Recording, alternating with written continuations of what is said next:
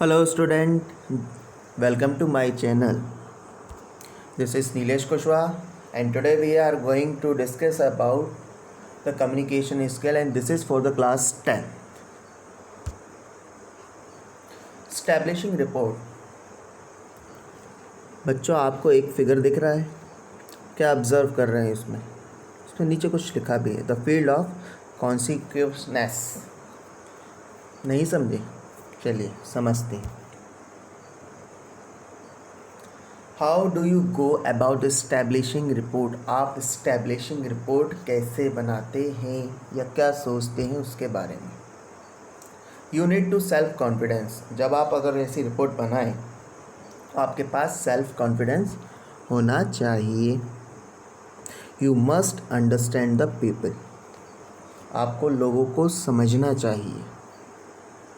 You must enthusiastic. ऐसा नहीं है कि बिल्कुल ही स्वस्थ, थोड़ा सा एनर्जेटिक होना चाहिए, है ना।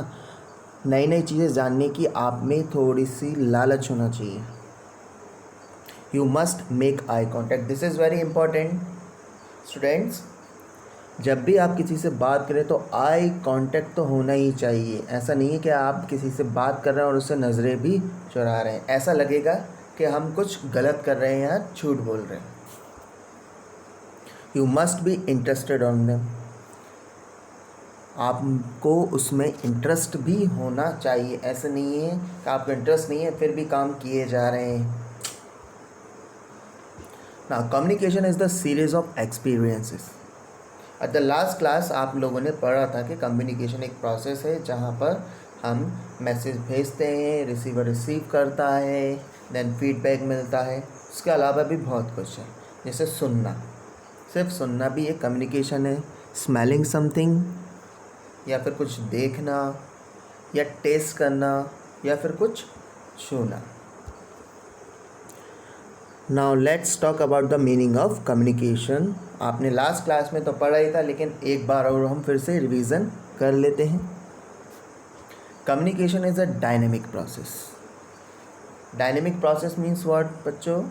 डायनेमिक प्रोसेस का मतलब ये है कि ज़रूरी नहीं है कम्युनिकेशन प्रोसेस एक ही वे में चलता है। इसमें अलग अलग वेज होते हैं, ठीक है। हम बात करके कम्युनिकेशन कर सकते हैं, हम लिख करके कम्युनिकेशन कर सकते हैं, हम ऑडियो वीडियो मैसेज के ज़रिए कम्युनिकेशन कर सकते हैं। That is called dynamic process.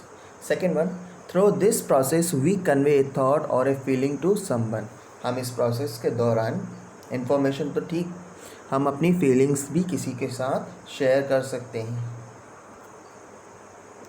How it receive depend on set of event stimuli that person is expose to.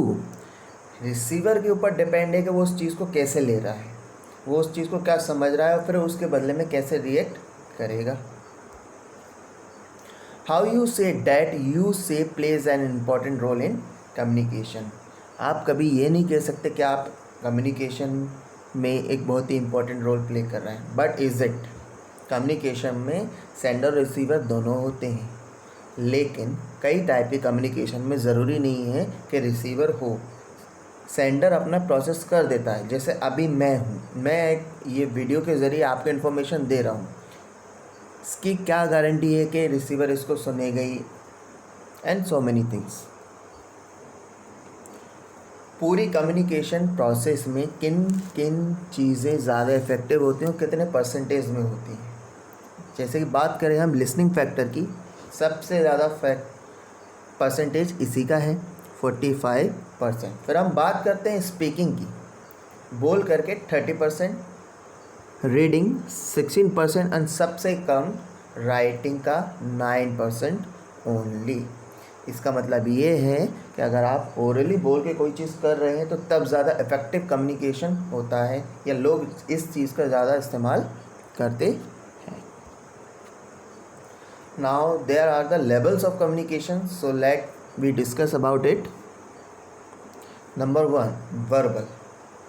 तो as you studied in last class, फिर से हम एक बार रिवाइज कर लेते हैं कि verbal communication what is interverbal intonation of word and sound. हम वर्बल कम्युनिकेशन में वर्ड का यूज़ करते हैं या फिर साउंड का यूज़ करते हैं, यानी कि शब्द या आवाज़। An extra verbal than implication of a words and phrase and semantics. इसका मतलब ये है कि ज़रूरी नहीं कि सिर्फ आप एक ही शब्द का इस्तेमाल करें, आप बहुत सारे वर्ड्स, बहुत सारे शब्दों के समूह का इस्तेमाल कर सकते हैं। पूरे सेंटेंस या पूरे फ्रेज़ या पूरा पैराग्राफ या पूरे के पूरे रिटन इन्फॉर्मेशन बुक आप शेयर कर सकते हो। Non verbal communication, as this topics also we studied in our earlier classes, that gestures, किस तरीके से हम अपने फेशियल एक्सप्रेशन को दे रहे हैं, क्या जेस्चर बना रहे हैं। देन पोस्चर, हम अपनी बॉडी से क्या पोस्चर बना करके किसी को क्या इन्फॉर्मेशन दे रहे हैं। देन मूवमेंट, हम अपनी बॉडी पार्ट्स को किस तरीके से मूवमेंट करके इन्फॉर्मेशन शेयर कर रहे हैं। Then at the last symbolic, आपने रोड के साइड में बोर्ड्स देखे होंगे, स्टूडेंट या स्कूल का सिंबल बना होता है, हॉस्पिटल का सिंबल बना होता है। तो उसका मतलब क्या है कि आपको उससे पता चल जाता है कि देयर वाज ए स्कूल और हॉस्पिटल। तो ये भी एक टाइप का कम्युनिकेशन हो गया। Now the barriers in communication, this is the new topic students. Last class में हमने इस टॉपिक को नहीं देखा था, ये और आगे है। बैरियर्स मतलब रुकावटें। जब हम कम्युनिकेशन करते हैं, संचार करते हैं, तो उसमें हमको क्या क्या दिक्कतें होती हैं। तो पहले हम दिक्कत या जो रुकावटें हैं या जो बैरियर्स हैं कम्युनिकेटर की साइड से क्या क्या है वो डिस्कस करते हैं। Unwillingness to stay thing differently, बिना इच्छा के बोले जा रहे हैं, हमारी इच्छा ही नहीं है लेकिन बोले जा रहा है। कम्युनिकेटर की इच्छा नहीं फिर भी उसको बोलना पड़ रहा है, ये भी एक। Unwilling to relate to others differently, topic कुछ है उसको रिलेटेड करके चलना है लेकिन इच्छा ही नहीं है तो कुछ भी हो रहा है डिफरेंटली। मतलब ज़रूरी नहीं है कि जो वो टॉपिक पढ़ा रहे उसी से रिलेटेड अगला आ जाए, जब उसकी इच्छा ही नहीं है तो वो कुछ भी बोल सकता है। Unwilling to learn new approaches, बिना इच्छा के भैया हम कुछ भी नहीं सीख सकते, ना ही आप ना ही मैं। अगर हमको अंदर से इच्छा ही नहीं है कि हम कुछ नया सीखें या नया करें तो पॉसिबल ही नहीं है कि कोई ताकत आके हमको सिखा दे। लैक ऑफ सेल्फ कॉन्फिडेंस, ये सबसे बड़ी प्रॉब्लम। कॉन्फिडेंस की कमी से ही हम कम्युनिकेटर की बात को ना सुन पाते हैं ना ही समझ पाते हैं। हमको ऐसा लगता है कि हम नहीं कर सकते या हमसे नहीं होगा, ये नेगेटिव थॉट्स हमको ले डूबते हैं। लैक ऑफ एंथुजियाज्म, इच्छा ही नहीं है जानने की, इंटरेस्ट ही नहीं है, तो कैसे हम कम्युनिकेटर को सुनेंगे। वॉइस क्वालिटी, आवाज़ सही नहीं आ रही है, आवाज़ में थोड़ा सा गैप है या फिर आवाज़ ऊपर नीचे हो रही है। प्रीजुडाइस, इसका मतलब आपको विश्वास ही नहीं कम्युनिकेटर क्या बोल रहा है, आप तो बोल रहे हो कि बस ये तो कुछ भी बोले जा रहे हैं, आपको बिलीव ही नहीं है उस पर। ये भी एक कम्युनिकेटर के लिए बहुत बड़ा बैरियर है कि उसके लिसनर्स उसको अगर बिलीव ही नहीं करते हैं तो वो उसको सुनेंगे भी नहीं। Barriers again in communicator, disagreement between the verbal and non verbal message. Verbal communication हो रहा है तो आई थिंक फीडबैक भी वर्बली मिलना चाहिए। हम वर्बली कोई चीज़ कर रहे हैं और नॉन वर्बल रिएक्शन मिल रहा है, तो ये भी एक बैरियर है। द नेगेटिव सेल्फ इमेज, खुद के बारे में गलत इमेज बनाना या गलत सोचना। गाइस पहले भी डिस्कस किया था फिर भी करते हैं, मैं कर ही नहीं सकता, मुझसे होगा ही नहीं, ये ऐसी अगर हम इमेज बना लेंगे तो हम वाकई में कभी भी कुछ भी नहीं कर सकते। So be positive. And lack of feedback, communicator अपनी तरफ से इंफॉर्मेशन शेयर किए जा रहा है बट फीडबैक कुछ मिल नहीं रहा है, तो क्या कर सकते हैं। कम्युनिकेटर के लिए भी बहुत बड़ा बैरियर है। अब फीडबैक नहीं मिलेगा तो आगे नई इन्फॉर्मेशन वो कैसे सेंड करेगा। Lack of motivation and training. Communicator को मोटिवेशन की बहुत ज़रूरत होती है, ट्रेनिंग की भी ज़रूरत होती है। अगर ये दोनों चीज़ें नहीं मिलेगी तब भी उसके लिए बहुत सारी रुकावटें आएंगी। The language and vocabulary level, ये तो सबसे ज़्यादा इम्पोर्टेंट है बच्चों। भाषा का ज्ञान या शब्दों का ज्ञान। हम किसी को सुन रहे हैं, वो ऐसे ऐसे शब्द बोल रहे हैं जो कभी हमने सुने ही नहीं, तो ये भी एक थोड़ा सा बैरियर है कम्युनिकेशन का, कम्युनिकेटर के लिए। जब भाषा का ज्ञान ही नहीं है, शब्दों का ज्ञान नहीं है, जो वो कहना चाह रहे हैं हम उसको समझ नहीं पा रहे हैं, है ना। लैक ऑफ सेल्फ अवेयरनेस, खुद के बारे में ना जानना या खुद के बारे में ना जानने वाला। हम कम्युनिकेशन प्रोसेस कर रहे हैं लेकिन खुद के बारे में नहीं जानते कि हम कैसे हैं, क्या है, और बस शुरू हो गए। नो, पहले खुद को सेल्फ अवेयर करो, खुद के बारे में जानो, फिर स्टार्ट करो।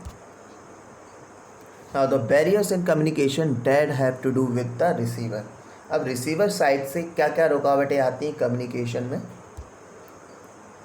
सिलेक्टिव परसेप्शन, रिसीवर अपनी मर्ज़ी का मालिक है, कम्युनिकेटर कुछ भी बोलता रहे, उसको जो सुनना है वो वही सुनेगा। उसका क्या सुनने का तरीका है या देखने का तरीका है, क्या नज़रिया है, ये उसी के ऊपर डिपेंड करता है।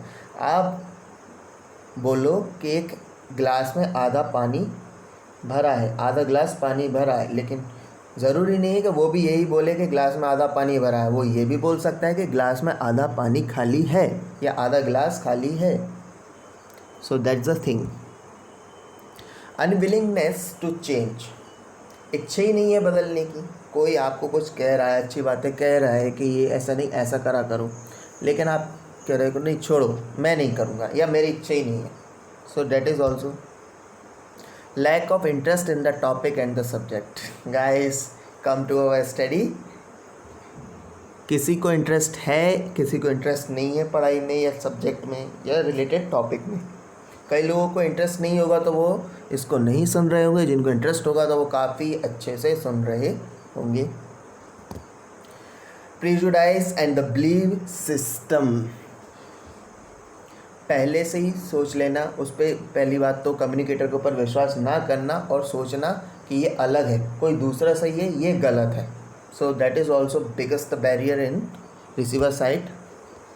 Then the rebuttal instant, communicator कुछ बोल रहा है, आप उसको सुन ही नहीं रहे हो, रिजेक्ट कर दे रहे हो, बार बार बोल रहे हो गलत है, नहीं, उसका खंडन कर दे रहे हो बार बार ना। So that is also. Then personal value system, खुद की वैल्यू को आप एस्टिमेट ही नहीं कर पा रहे हैं। कम्युनिकेटर बोल रहा है, आप अपनी वैल्यू में ही उलझे हुए हैं। आप सोच रहे हैं कि नहीं मैं ये मेरे लायक नहीं है या मैं इसके लायक नहीं हूँ। That is the point. Here and now internal and external factors, यहाँ और वहाँ अंदरूनी और बाहर फैक्टर्स भी कई सारे होते हैं। ज़रूरी नहीं है कि ये तो सब होते ही है, लेकिन उसके अलावा भी और कई सारे फैक्टर्स भी होते हैं जिनकी वजह से रिसीवर साइड से बहुत ज़्यादा बैरियर्स होते हैं कम्युनिकेशन में। Now the external barriers in communication, बात करते हैं कि और इनके अलावा क्या क्या बैरियर्स होते हैं। Number 1 environment. अब एनवायरनमेंट कैसा क्या है तो उसके अंदर देखते हैं, जैसे द वेन्यू, कैसी जगह है।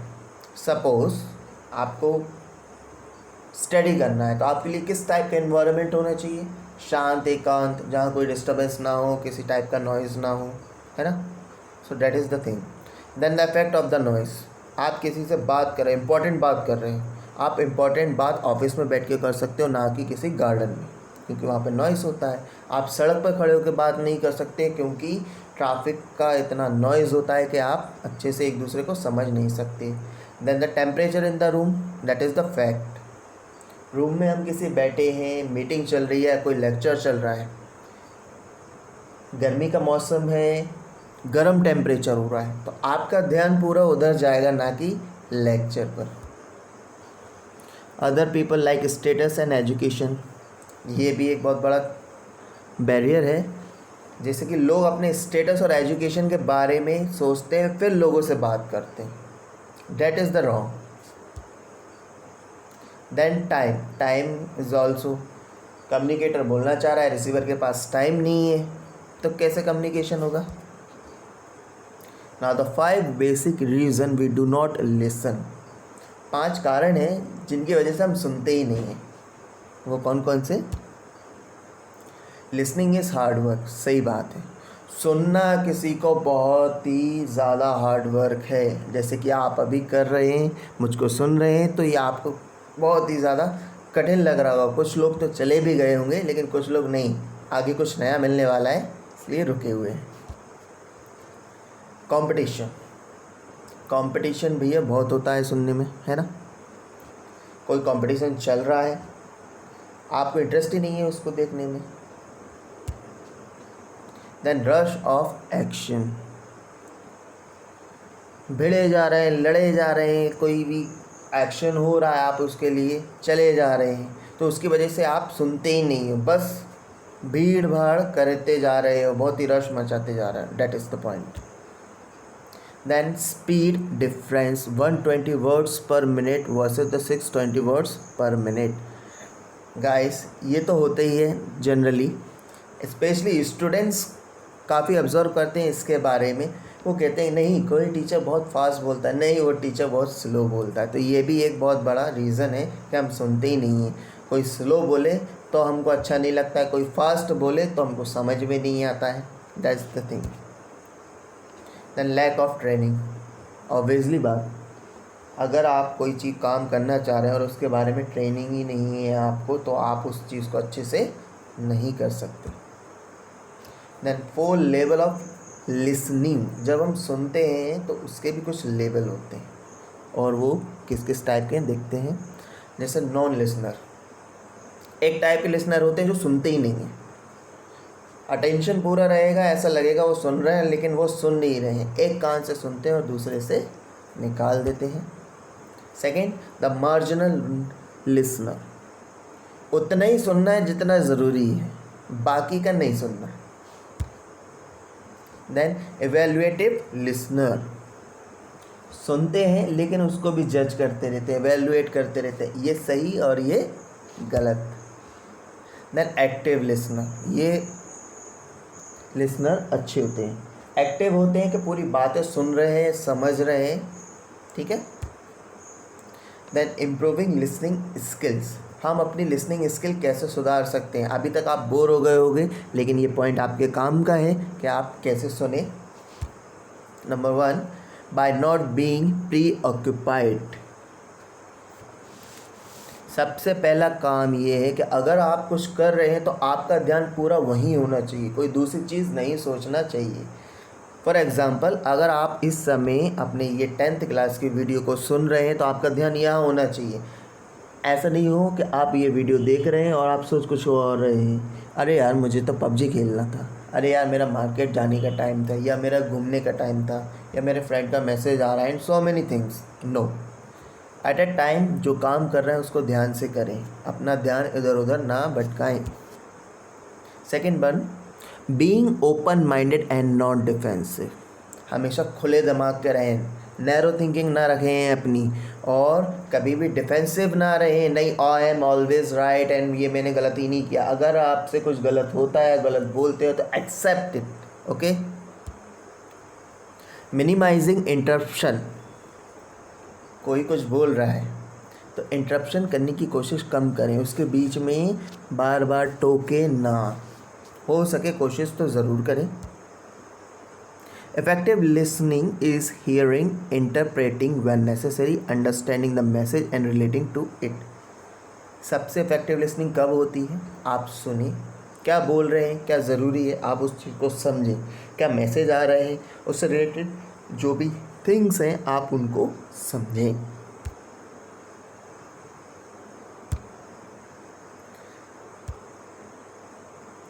Now finally we talk about the communication, जिसमें हम सिर्फ जब होता है तो 7% वर्ड्स का यूज़ करते हैं। समझ रहे हैं ना स्टूडेंट, 100% में से just only 7% we are using words. Then 38% paralinguistic. इसमें क्या हो रहा है, the way in which something is said, the Asian, the tone and the voice, the modulation is the important to the listener. किस तरीके की बातें हो रही हैं तो उसके हिसाब से क्या स्पीकर का एशियंट है, क्या उसकी टोन है, क्या उसका वॉइस है ना, जो स्पीकर को अट्रैक्ट करे।